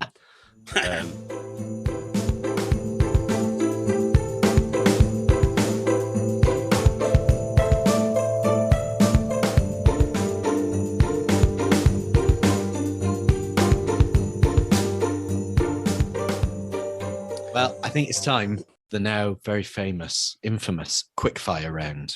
Rodri. Oh, blimey. I know. So, it's very tough. So gird up your loins. Yeah, get those loins girded. Favorite live musician or vocalist? Oh man, you didn't tell me there was going to be something. No. I mean, there's editing. We can edit this. We can make. I'll be honest, Rodri. It's never Quickfire. Don't worry. No. I can only think of people who I regret never having been able to see. Perfect. Which isn't really the question you asked. That's fine. But yeah, Captain Beefheart. Captain Beefheart. Yeah, would be the one. With Paddy McAloon or Prefab Sprout a close second. Oh yes, belter. Prefab Sprout. Yeah, I like that. Yeah. What about vocalist? Who's your favorite vocalist that you've seen live? Not that you'd like to, that you've actually witnessed live. I'll tell you what, a band that I went to see where I literally could not believe the noise that the main guy was making, and that's the Dirty Projectors. I don't know if you're familiar with the Dirty Projectors from New York, but I went to see them play like a small gig in Dalston perhaps 10 years ago, and this kind of skinny, unassuming white guy, American guy, playing guitar that like the wrong way up, and playing this kind of extraordinary kind of very bitty, unusual music. But his voice had this. He obviously took a lot of inspiration from American R&B. So all those kind of melismatic kind of little tunes to his voice, and I remember that's the thing that just flooded into my head was that, and I remember looking at it thinking, where have you come from? You know, where have you come from? How have you ended up making this noise? It's a kind of incredible thing. I love that though. I love that because it's a moment where you're like, whoa, I didn't expect that, or how is that happening? And it doesn't have to be Aretha Franklin or Prince or whatever, or Tom York, whatever. It could just be, as you say, that what is that noise and how is that person doing that? Because that often affects you more than, someone that we would all deem a wonderful singer. Well, what's interesting, I'm just thinking about it now, is why did I find that question hard to answer? And I think it's because, it's kind of like, it becomes all about the front person. And I don't, yes. Do you know what I mean? And I don't really think of music like that. Do you know what I mean? I don't really. I mean, obviously, if you're going to see a solo artist, then it is all about them. But I think I just pay more attention to the overall thing, or I'm thinking about the music that they're playing rather than the performance. Do you know what I mean? Yeah. Yeah, absolutely. Do you have a favorite venue? Favorite venue? And that can be as a punter or a performer or both. I mean, I kind of. I mean, I understand that the best venue in any normal sense of the word are the ones where, the sound and the acoustics are really good, where the facilities are great, and where you feel safe and so on. But but the best venues in my memory are just the most unusual ones, where kind of gigs happen in improbable places for improbable reasons. Yes. I remember the Keatons playing in a small hut halfway up a Welsh mountain to about like 30 people who were kind of off their tits on magic mushrooms. And it sounded amazing. This tiny hut, and it felt just extraordinary because it's so weird. You feel like you're part of something really weird that's happening. It feels like very important life data for some reason. You know? Yeah. What I mean? And like Green and I once played like Scritti Politti songs in a dentist's waiting room in Notting Hill to like a small select audience of about 20 people. And while I wouldn't suggest for a moment that this place should be on the regular gig circuit, but it was a fantastic thing to do, and it was just fantastic for everyone who was in the room. Yeah. Well, we had a guest on. That's I don't know incredible. if you know this, the jazz saxophonist Tommy Smith. He was on a few months ago. And he was talking about the refreshing way that Scandinavians treat musicians and bands. And he was talking about the fact that him and a quartet, he was playing with a quartet, I think, might have been a trio. But they were booked for a gig in the Arctic Circle, essentially. And it was for about 30 people. And they paid, the audience members paid through the nose for it, but they were willing to because they knew that it was going to be something absolutely special. And it wasn't just about cramming people in and making as much money as possible. That approach to music was about the experience and, I suppose, the hygge, as the Danish would put it, that feeling of warmth and, real enjoyment. So, there's something to be said for, a really interesting small place with a few people, and that's it. No recordings, all that kind of thing. You reminded me of again, like you triggered my failing memory, but I've done two little festivals in a a place called Vadsø, which is right on the northern coast of Norway, so a good 500k above the Arctic Circle, like one of the most remote places I've ever been. Oh wow! A friend of mine arranged. She became an artist in residence up there, and she said, "Oh, can I bring a few musicians up to do a little, a little show?" And they were like, "Well, bit weird, but if you like." And but she's quite well connected, so we had like Peter Buck from R.E.M and Mike Mills of R.E.M there. Wow. And What? Yeah, and John Paul Jones from Led Zeppelin, and me, imagine. What? And I know, and there was about 15 of us, and we just kind of went up there and we worked out, a set of songs that we would play. And people were coming 400 miles to drive to this, from across Finnmark, that county, to come to this event. That felt very, very special. That was a very odd thing to happen in a very remote place. I've got the poster here. Hang on. What? No, now we're talking. This is what we like. Well, the thing is, it's a podcast. So, but yes, Peter Buck. No. Show us, please feel free to show us the poster. All right, because hang on we will second. then put a link. This is brilliant. So he's taking his headphones out and he's going to get the poster. Oh, he's literally got it to hand. He's got it to hand, and we're going to see this. The question I need to ask him next is, were they all watching or were they playing Put the ears back in with Rhodri? So, okay, he's putting his ears back in. There we go. November 2015. Here is the poster. There you go. Ice Station Vadsø. Kurt Bloch, Peter Buck, Terry Edwards, famously of PJ Harvey's band and many others. Tim Keegan, John Paul Jones, Rodri Marsden. Hey. Yes. Scott McCaughey, Mike Mills, R.E.M, Lucy Parnell, Lisa. It was, and we've done it.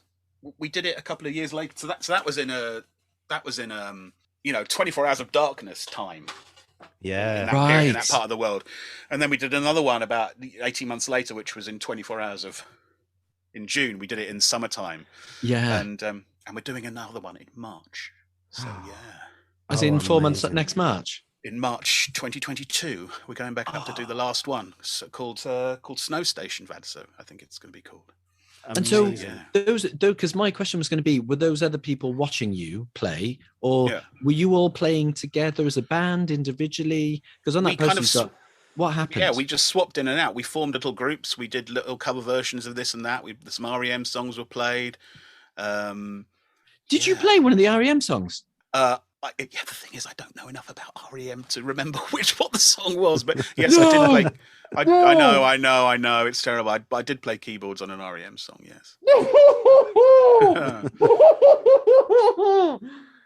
Yeah. I've played with R.E.M. Played a song of theirs. Yep. No idea. Not a clue. I think I did well to get kind of 40 minutes into this podcast without doing that name drop. That was good. Okay. That was really good, actually. In the probable short amount of time we have left, you start dropping those names, Rodri, because that is, I mean, that's unbelievable. Yeah. You play with John Paul Jones as well. I know. Yeah. Right, this is the quickfire round. We're gonna. It's not that quick. Yeah. No, exactly. Hang on. I want to know now who's playing with you in March and how Chris and I are going to get over there. Oh yeah. I to be honest, I don't know. They're announcing. I know they're announcing one person each day on the account, and I saw Peter Buck was the first, and I was the second. So at the moment, it's just me and Peter Buck, which will make a very, very odd duo. But yeah. Oh my gosh! Right then. Oh, that is incredible. That's incredible. Yeah. I love that. What's been your favourite gig as a punter? Favorite gig? I don't know about how other people answer this, but I think for fairly obvious reasons, it gets harder to impress me as I get older. You know what I mean? Whereas when you're 17, literally everything is amazing. Yeah. And the best band you ever seen was the last band you saw. You know. Exactly. And there were a couple of bands I saw in my late teens that completely kind of exploded my mind, and one of them was the X, who were from Amsterdam, who've been going since like the late 70s, and they're still going today. Yeah. It's just absolute extraordinary kind of powerhouse of kind of rhythm, no cliches, and they built this incredibly kind of strident sound from pretty minimal resources, drums, bass and a guitar with a couple of broken strings, you know, lots of shouting about vegetarianism and sexism and abuse of power. And they just, I don't know, they just seem to be like the coolest, wisest people on earth, you know, and they seem to be having a really kind of good time doing it. And it was just incredible. I mean, I still think about, you know, the first time I saw them today and think, what a thing that was. And I think a lot of musicians who saw them in that very small world that I inhabited then, you know, everyone was hugely affected by them. So I think that's so important, isn't it? I think that's so important in life, and I'm waiting for that to happen to my daughter, who I mentioned. I know she's 15, and I've already, in fairness to me, I've already taken her to some good gigs, and she spent most of her life going to Glastonbury each year, because I take part in Glastonbury. But I know that there's going to be some time around now, although she waxes lyrical about certain bands now. But like you said, her last gig is her best gig.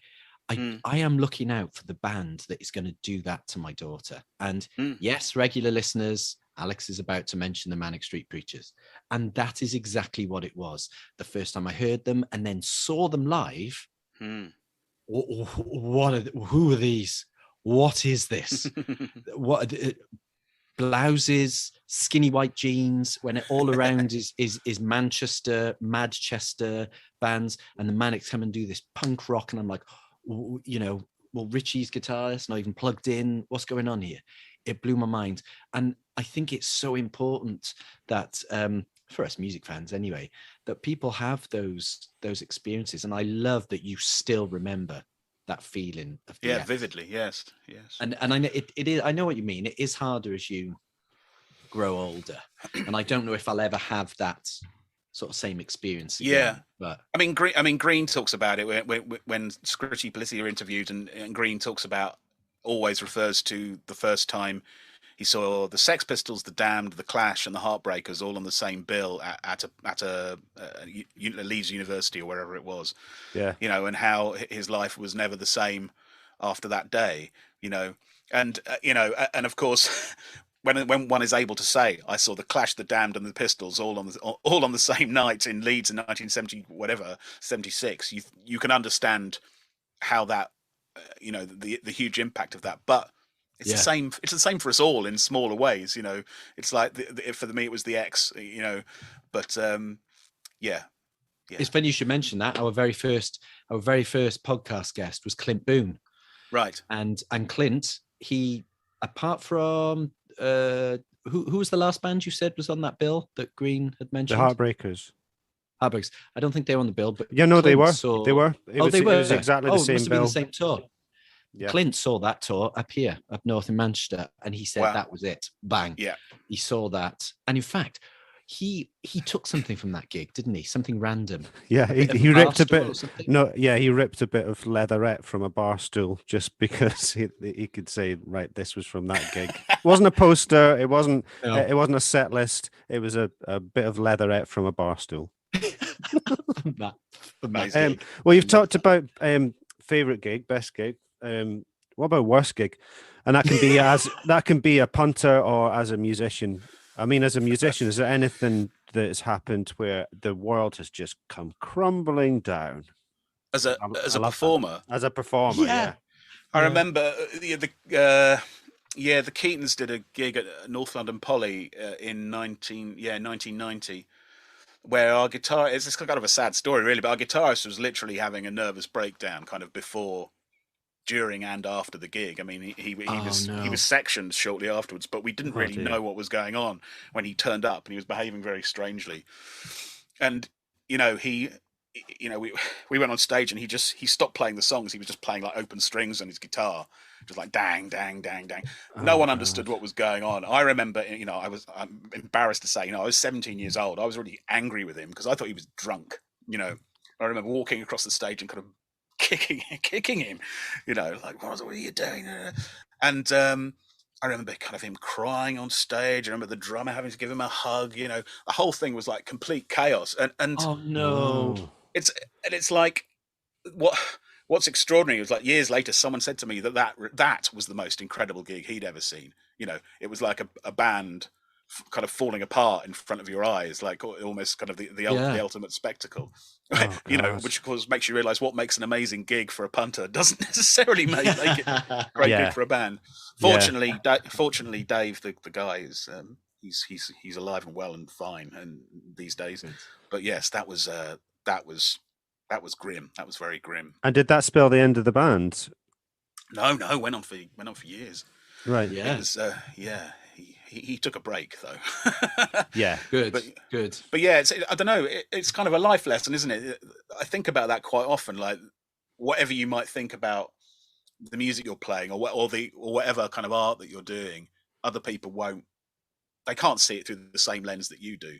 No. And so they may end up being affected by that in ways you couldn't even imagine. You know, you might think something is a bit shit, or that you're doing is a bit substandard. They might think it's magical, and who's to say that they aren't right? You know what I mean? Yeah.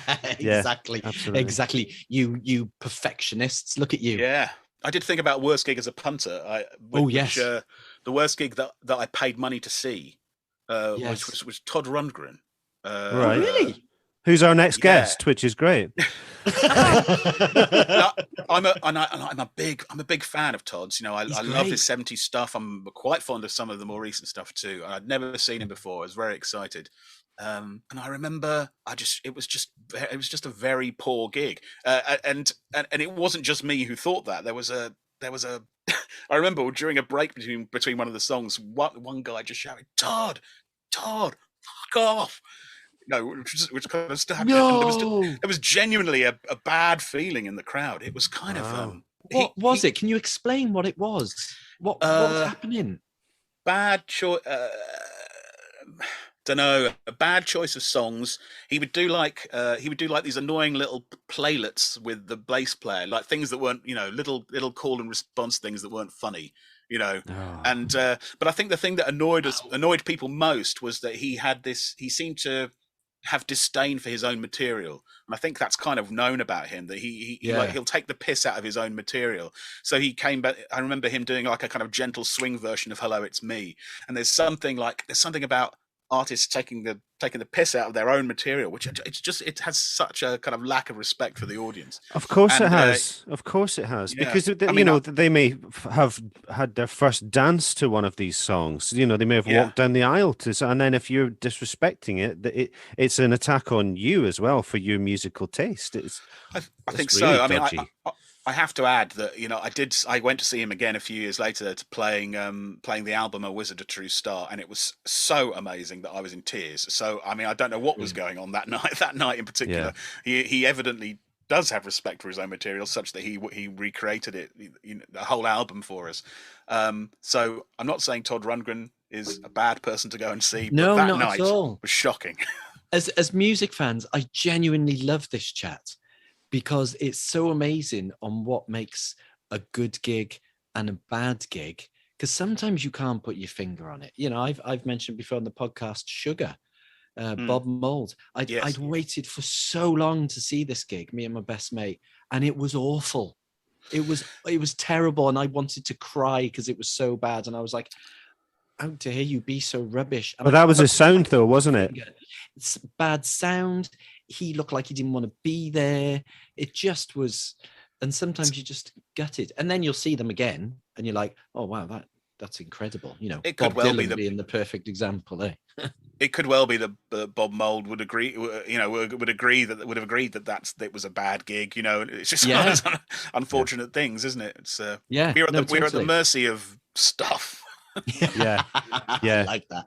Infinite now we have the last question, the quickfire round, and I'm going to be honest, this is quite cruel because it's not quickfire.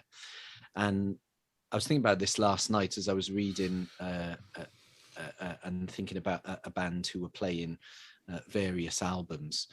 If you could watch just one band or one artist play their whole back catalogue, one album a night, who would it be?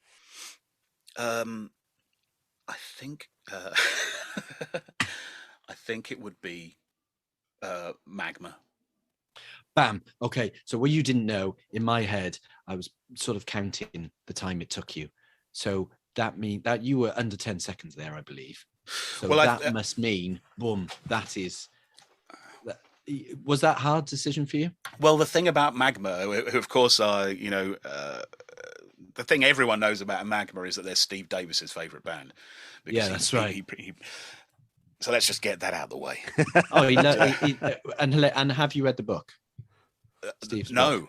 No, I haven't. No, I mean, I'm friends with Carvis, who co-wrote the book with who him. did it with him. Yeah, I've not read it. I have not. I have, to my shame, I've not read it yet. But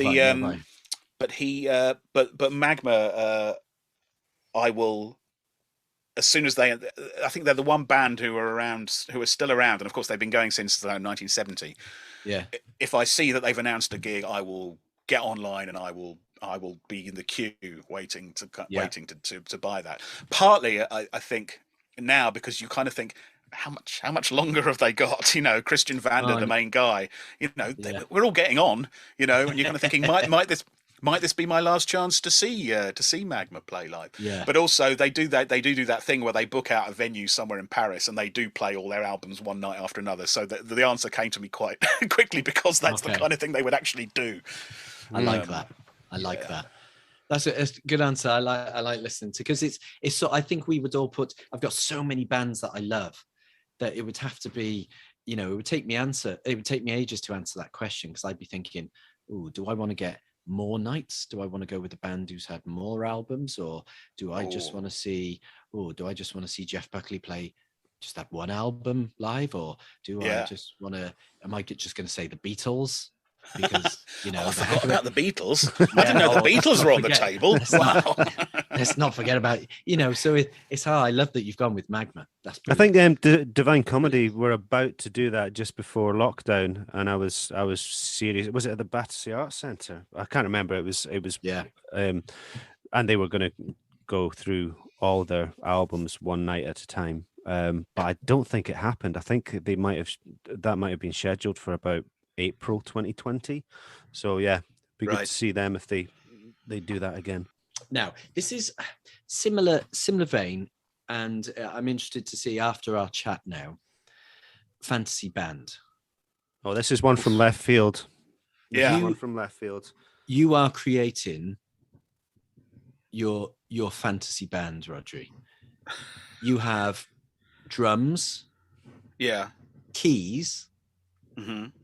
Bass guitar, guitar, and vocals, and bassoon. Wow. And bassoon.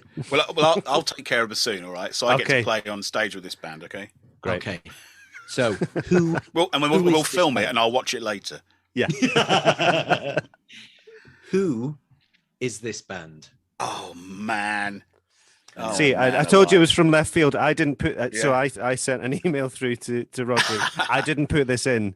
No, Alex sometimes throws these curveballs. Oh yeah, I do. I like doing that because I want the spontaneity. Because as well, Rodri, I could ask you this afternoon the same question. It might be different, or tonight or tomorrow. And I love that because I think as music fans, it's impossible for us. One day I might have Nick Cave singing for my fancy band, and the next day it might be Aretha Franklin. So it can be right now in this moment. What is it for you, Roger? My difficulty with this is that I immediately start thinking about whether they'd get on or not. Do you know what I mean? I just start thinking, well, you can't put, you can't put Jaco Pastorius in a room with, Laura Mavula or whatever. Would they get on? Would they get on? I mean, I don't think Jaco Pastorius would get on with many. With anyone? Yeah. No. He's mentioned in Tommy Smith's episode as well.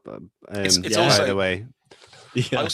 It's so funny. It's just like it's to do with the whole way I think about music. Because I immediately started thinking about logistics. Right, okay. I was thinking, right, well, you're asking me about a fantasy band, and I'm wondering, okay, well, are there flights from, Yeah. Does Laura Mbula does she have a driving license? Because we're going to have somebody to drive the van. Yeah. Who's going to pick up the van? Exactly. Yeah. Who's picking you up on the way to the gig? Well, Well, I'll make my own way. Okay, so don't worry about me. I'll be honest. With your bassoon. No, I'm not sure that anyone has at least vocalized it anyway. Has taken it quite so seriously, because I know. I know it's in the 2 words fantasy band. Yeah. So you. I love this, Rodri. Well, it's also me massively playing for time, because I basically just don't know what to, I'm not sure I can answer the question. Exactly, and we like that too. Really, yeah. So let's start at the back of the stage. Who's really? behind the drums? Who's behind the drums? Oh man, I'm not sure I can do this, chaps. I'm not sure I can just do it on the hoof. I absolutely love this. I love. I know this, it's honestly. kind of. I know it kind of betrays a bit of a lack of imagination on my part, but I'm just kind of trying. I'm just thinking about every drummer I've ever seen. I'm just thinking I can't. Yeah. I'm thinking of every drummer, but also no drummers. Who plays drums? I'm like desperately reaching out.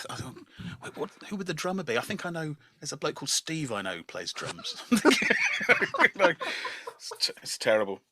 No, I would love it if in your fancy band you've got your mate Steve on drums. Just to get, Why not? Yeah, that'd be Why amazing, not? It's a fancy band. It would be absolutely amazing. You've just told us that you're thinking about logistics and who would get on. So do you know what? It wouldn't surprise me if you just had a big heart, because you're like, I know my mate Steve loves Jimi Hendrix, so I'm gonna put Jimmy on guitar and Steve's on drums. Yeah, I mean, but I have a thinking.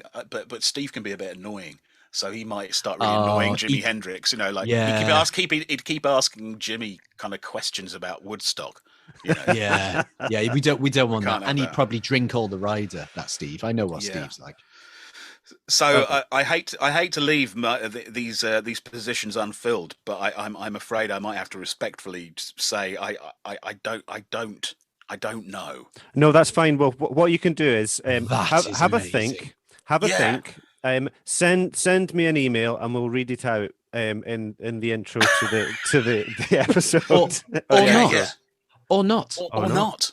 Yeah. Because I love that you've just refused that question about a fantasy band. I think I'm going to get off more on that than the actual band you've given me, because I just think that is so. A bit of a. And do you know what? There's many of us music fans who completely respect that, saying, nope, well, I can't. That is impossible. I think there are probably more music fans who would think, what an idiot. And that's why what can't I like answer to. That blaming question. And that is what I like to. So all respect from you. I'm never gonna look at your answer, even if you sang Chris one. Right. That's the best fantasy band ever. The answer to that question is who the hell knows, because there's too many social awkwardness and logistics involved. Moving on. Yep, we're nearing the close. Okay. So I think you might have already answered this. Who do you really wish that you could have seen live, but you didn't get a chance? Yeah, it's a shame with Paddy McAloon, because of course he's still very much alive, but he ain't going to be doing gigs. No. I don't think he's just not in the right state. But a few years ago, he just popped up on YouTube with someone had filmed him writing a song called America, just about his take on the whole Trump thing. I think vaguely. It's absolutely beautiful. So lovely to see him singing. And I wish we could have the opportunity to see him sing, but yeah. Wendy from Prefab Sprout came to see Scritti play in Gateshead when we played there a few weeks ago, so I met her. So that was nice. How is she? Very well. I mean, we had to meet at a 3-meter distance, both wearing masks, but we were kind of waving and saying nice things to each other. So Oh, that is so lovely. Oh, that's genuinely warmed my cockles. Yeah. That would be great to see. And who do you really want to see that you haven't seen yet, but there's a distinct possibility that you'll have the chance? Ooh. Well, I know I've already mentioned her, but that Laura Mvula album blew me away so much, and I didn't get to see her do that live, and I think I'd really want to see her sing. The noise she makes is kind of extraordinary, and I would really like to see her. In terms of big bands that might play. You don't have to name anyone else. You can say Lauren Vula. She's brilliant, by the way. I'm lucky enough to have seen her live, and she, honestly, Rodri, you really should see her. She's fabulous. Yeah. Okay, I'm off the hook on that one. Yeah. Oh, totally. Yeah. You don't have to say, oh, I want to see, I don't know, AC/DC or the whatever. Stones. Yeah, the Stones, or no, Lauren Bueller. I'm all right with that. All right. Who do you recommend? Because Chris and I, we do have notes of these. Who do you recommend that we should go and see live that maybe we haven't? Now, I know that you would not potentially know who we haven't seen, but who do you think, oh man, everyone should see this? It's funny. I mean, artist. I think part of the reason I'm finding the questions difficult is just because there's been such a gap in live music, and I know this is part of the reason for the podcast. But you kind of forget. You kind of get out of the habit of. But bands that kind of always would get me out of the house are Field Music. I think. Okay, yeah. For they're just it's just a complete joy. They're so kind of. I mean, so creative. I mean, their work rate is extraordinary. They consistent is a terrible word to use about a band, but just everything they put out is really good. I really like Stealing Sheep, who were who were the other support band on the recent OMD tour. They did the dates that Scritti didn't do, but we didn't play a gig together, so I didn't get to see them. And I still haven't seen them, but I really enjoy their more recent kind of electronic stuff, and I'd love to see them. I've seen some footage on YouTube of them playing in these kind of enormous fat suits, and it looks really fun. Yeah, oh, they're fantastic. I've photographed them a couple of times, and have you? Yeah. I'm sorry to say I've never seen them live. No, I've never seen them. Liverpool band. Yeah, they're knockout. And then the other artist that I love and he's kind of very active at the moment is a guy called Craig Fortnum, who he has a solo album out at the moment, but he also records under the name North Sea Radio Orchestra and Arch Garrison, and it's kind of it's a more folky sound, but he's like an incredible guitar player, beautiful kind of melodies, kind of I'd guess a bit reminiscent of Robert Wyatt's, although kind of the Canterbury thing. Absolutely beautiful. Always wonderful to watch him singing and playing. So I think so would he be in the fantasy band? Okay, yeah. we'll get there eventually, right? I'm joking. Do you know what? I'm excited by that because I don't know him, so I love a recommendation. I love listening to artists I was going to say new, but new to me, new artists. So that is great. Before we go on to our last couple of questions, I just wanted to talk to you briefly about some of the videos that you put up, which I feel like it's you scratching an itch almost. So, for example, there was one that you put out a few was it a few years ago about the triplets in New August, Blue Monday, not being triplets. And I watched it yesterday actually, and it was almost like it was catharsis for you. You were kind of getting it out of your system. And the most recent one that I absolutely loved was where you were talking through chord progressions in Whitney Houston. Whitney Houston, yeah. Do you find this process as something where you're getting things out of your system that you feel better afterwards and you go, oh, I can breathe that?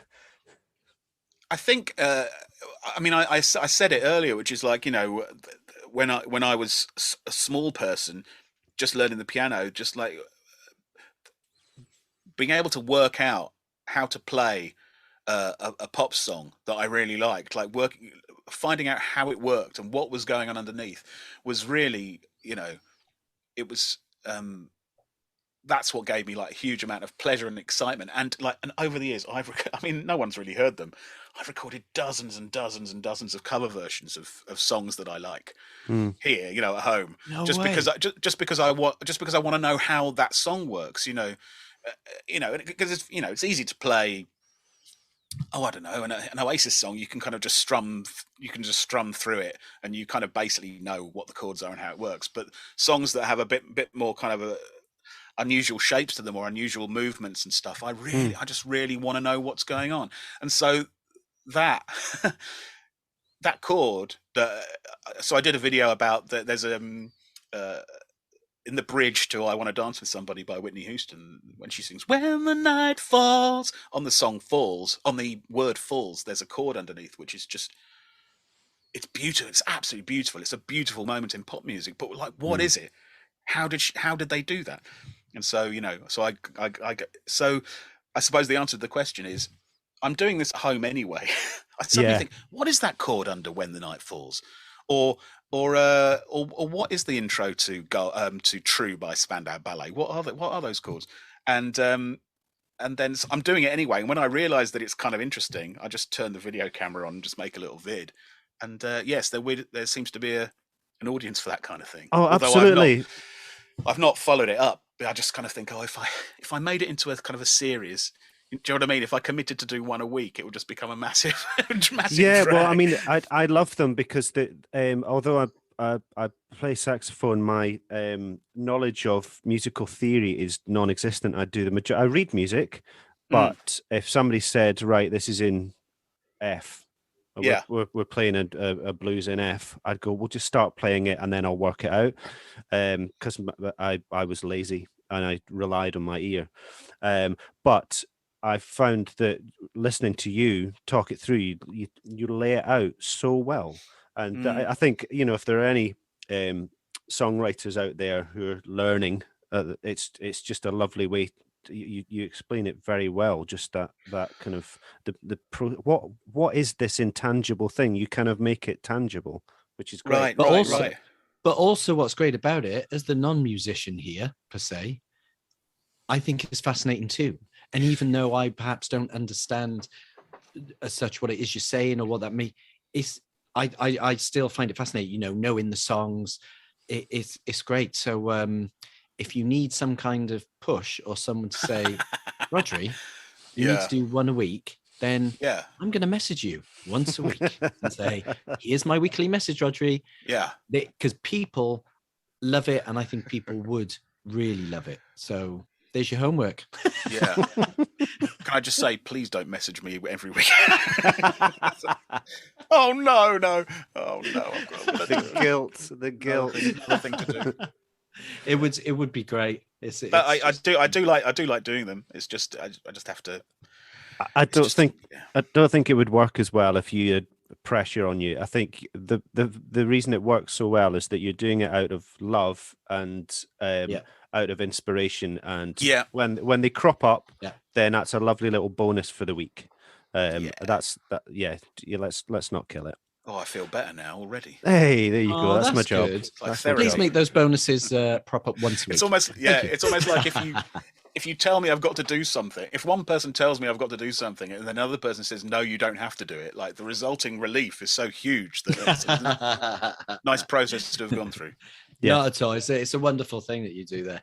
Well, we're on to the last question, which is really a recommendation. And it's a recommendation of a live album or a live track or a video that you go to or watch a few times a year. You know, anything. What is it going to be, Rodri Marsden? I've never been kind of sure about live albums. I've never really understood their worth, really, because there's generally just better versions to be found elsewhere. That's interesting. And I don't know whether I don't know whether the addition of a bit of audience applause or whatever really. I don't know whether it conveys what the artist thinks it's conveying, but of course, you know, YouTube is just a gold mine of stuff. The thing that one video that I watched 2 days ago, and I find myself watching a lot, is it's a clip from German TV of the band Heatwave, who did Boogie Nights. You know, it's them playing a song "Too Hot to Handle" on German telly, and it's just studio. It's them playing live in the German TV studio, and it is just the most electric performance. It is absolutely fantastic. And Rod Temperton, who famously wrote, songs for Michael Jackson and what have you, he's on keyboards. This kind of guy from Cleethorpes on the. They got an Italian bass player with a big moustache. They got a kind of a bit of a chubby drummer, and the two brothers singing.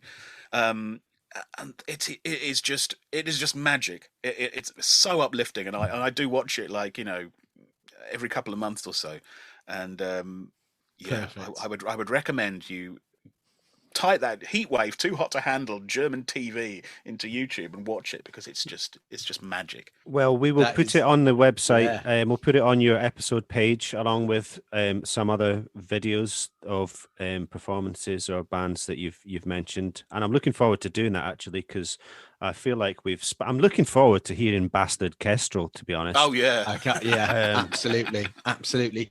And before we let you go, Rodri, as this is the Christmas episode, I've not asked you about Christmas songs, and I don't know whether you hate Christmas songs or you love them, but if there's one Christmas song that we should all now listen to, which one should it be?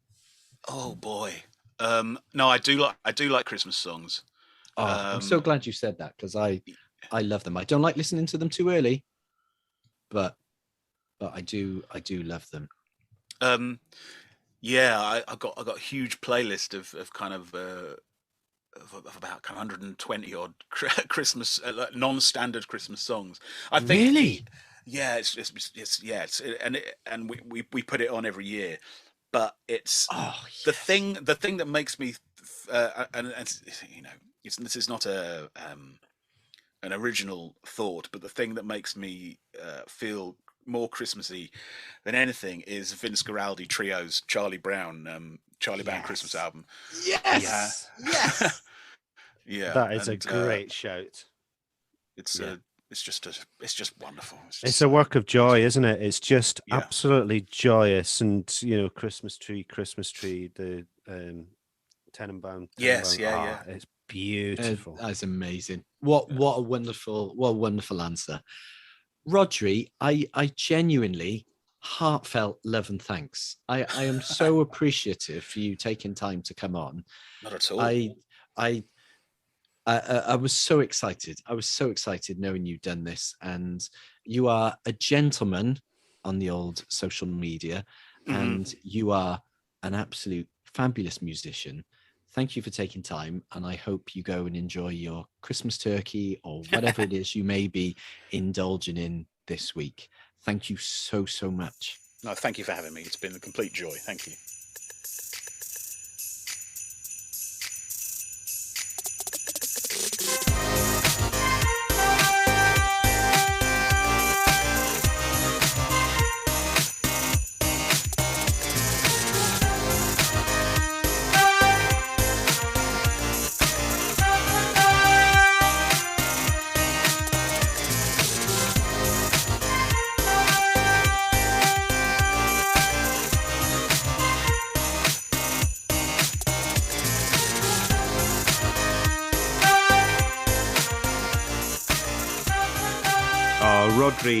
Rodri Marsden, fantastic guest. Love it. Ho, ho, ho. Merry Christmas, Rodri. See, what an absolute gem. A beautiful person. And just to repeat what we've said, if you don't know him, get on Twitter, find him. Listen to Scritti Politti and look for live things as well. He's just a fantastic musician, dream themes. And of course, check out his Twitter feed on Christmas Eve. Honestly, it'll bring such a smile to your face. # do they know it's Christmas? And if you have a few pounds spare, please help him to raise money for homelessness. He's raised so much money from doing this for charity. It's a wonderful thing. And also check out his website page. So there are videos of him performing with Dream Themes. There are some of these little educational videos, which are they're just great, really great. And amazing. And check out his Spotify playlist, which is on that page as well. So wonderful. Great. So this is it, Chris Payne. Yeah. It's Christmas time. It's New Year. That's us done. for this calendar year. Yeah. But we are coming back early in the new year, aren't we? Yeah, we've got some fantastic guests lined up. And there are some interviews next year, which I cannot wait for.